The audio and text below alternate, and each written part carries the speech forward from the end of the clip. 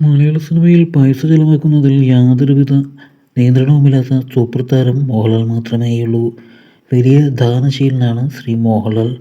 അതുപോലെ തന്നെ ഫിലിം ഫീൽഡിൽ അദ്ദേഹം ചെലവഴിച്ച പണത്തിന് യാതൊരു കണക്കുമില്ല. 90കളിൽ തന്നെ നിർമ്മാണ പങ്കാളിത്തം തുടങ്ങിയ മോഹൻലാൽ ഒരുപാട് ചിത്രങ്ങൾ നിർമ്മിച്ചിട്ടുണ്ട്. ഒരുപാട് ചിത്രങ്ങൾ വിജയിക്കുകയും അതിനേക്കാൾ കൂടുതൽ ചിത്രങ്ങൾ പരാജയപ്പെടുകയും ചെയ്തു. എന്നാൽ പ്രിയദർശൻ സംവിധാനം ചെയ്ത മരക്കാർ എന്ന ചിത്രത്തിന് വേണ്ടിയാണ് മോഹൻലാൽ ഏറ്റവും കൂടുതൽ പണം ചെലവാക്കിയത്. പ്രിയദർശൻ തന്നെ തിരക്കഥയൊരുക്കിയ മരക്കാർ എന്ന ചിത്രം തിയേറ്ററിൽ വലിയ പരാജയമായിരുന്നു. ഏകദേശം 100 കോടിയോളം മുടക്കിയ ആ ചിത്രത്തിൽ നിന്നും 48 കോടി മാത്രമാണ് ബോക്സ് ഓഫീസിൽ നേടാൻ കഴിഞ്ഞത്.